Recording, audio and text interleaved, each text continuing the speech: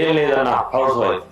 దేవుడు నీకేదో మంచి జీవితం ఇస్తాడేమో, నిలబెడతాడేమో అనిపిస్తుందా అంటే అమ్మా అదే అన్నా నీకు యూనిఫామ్ వేసుకునే జాబ్ గవర్నమెంట్ జాబ్ వచ్చిందిరా, ఒకసారి ట్రై చేయని చెప్పేసి అన్నారు. అప్పటికి నేను కానిస్టేబుల్ జాబ్ అప్లై చేశా, కానీ ఈవెంట్స్ అయితే కాలేదు. అసలు ఆ విషయం అన్నయ్యకి తెలియదు కూడా.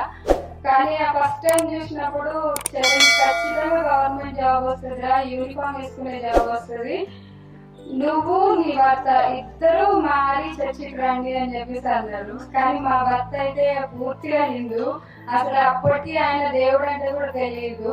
అప్పుడు అన్నయ్య అన్నాడు, నువ్వు మారి నువ్వు చర్చికి వస్తేనే చెల్లికి జాబ్ వస్తుంది, కాబట్టి నువ్వు ఏదైనా డిసైడ్ చేసుకో, 1 year లోపు ఖచ్చితంగా చెల్లి జాబ్ వస్తుంది, ఆ విషయం నువ్వే చర్చిలో సాక్ష్యం చెప్తావు అని చెప్పేసి అన్నాడు.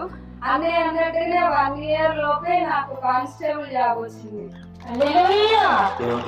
అంటే పాస్టర్ గారు అంటే అయిపోద్దా? పాస్టర్ గారు దేవుడా? లేదు.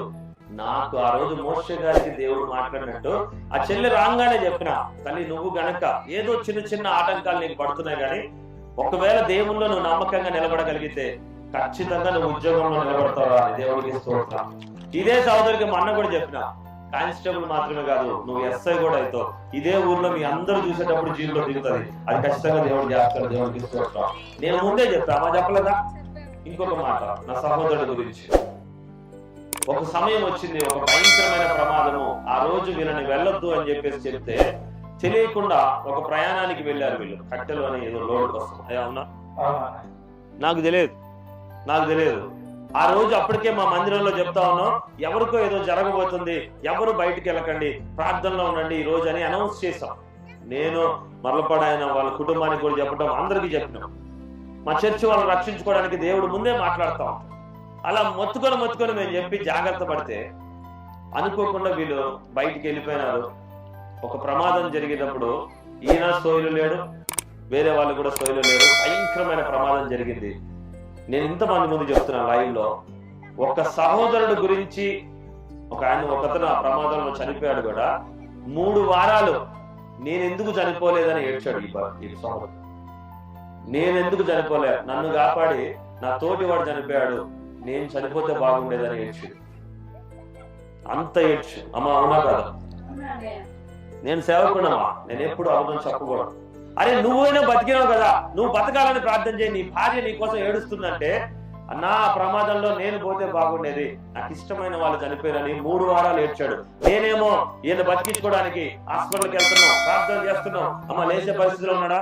అస్సలు లేదని. ఆ రోజు నాకు కూడా నమ్మకం లేదు. ఆ రోజు నువ్వు వచ్చి అనే వాళ్ళు వచ్చి ప్రార్థన చేసినా నాకు అసలు నమ్మకం లేదు. ఆయన లేస్తారు, తిరిగి మాట్లాడతారు, నడుస్తారు అన్న నమ్మకం అయితే నాకు అసలు 100% లేదు.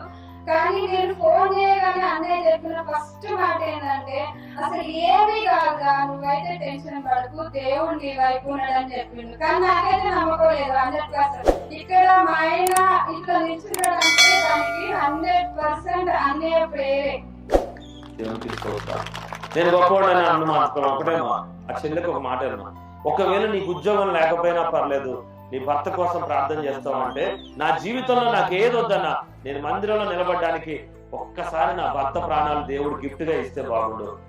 ఆ రోజు డాక్టర్లు చెప్పారు, ఇతను 3-4 గంటలు సోయిలో లేడు, ఫుల్ కోమాలోకి వెళ్ళిపోయాడు, బాడీ అంతా ప్రెస్సింగ్ అయిపోయింది, ఇక్కడ కాలు కూడా ఆపరేషన్ చేసినారు. అసలు ఇతను బతకడం అనేది కష్టం, ఇంపాసిబుల్, లేవలేదు. ఈ వీకెండ్ కూడా ఈ మనిషి కూడా చనిపోయిందని నాకు ఫోన్ల మీద ఫోన్లు వస్తున్నాయి.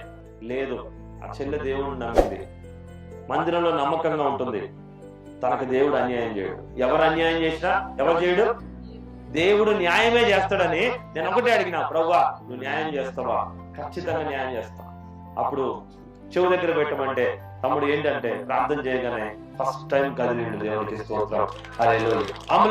అంబులెన్స్ సౌండ్ వినపడతా ఉంది. సౌండ్ అమ్మా, అవునా? సౌండ్. ఆ సౌండ్ లో కూడా దేవుడు తనని మరణానికి పోవాల్సిన వాడు ఆ రోజే చనిపోవాలి. భర్త లేనప్పుడు ఏ ఉద్యోగం ఉన్నా ఉపయోగమారా?